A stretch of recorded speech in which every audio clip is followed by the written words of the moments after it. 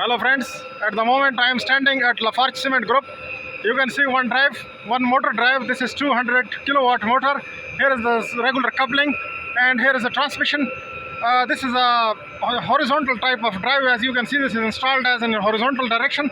Somewhere I saw in Saudi Arabia one drive was installed upside down like here. In this location, the design of the system was not good because the drive was in vertical direction and all the load of the drive was on this bearing. So the drive was all the time the bearing was getting defective and we were replacing that bearing most frequently.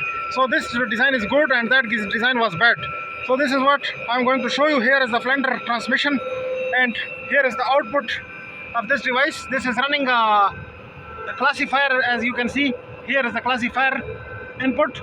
So downside in the mill there is a classifier. As this is the mill.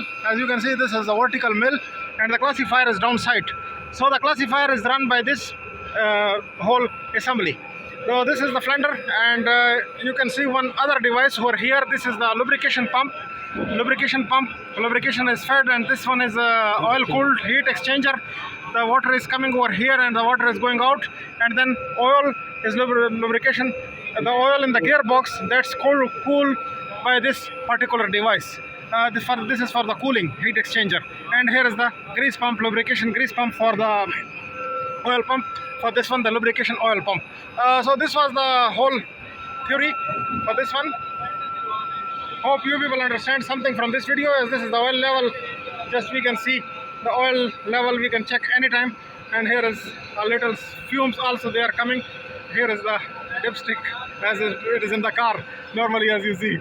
So this one is, hopefully you people learned something from this video. If you learned something, give a big thumbs up, subscribe on my channel, press on the bell icon so you will get notifications. Thank you for watching.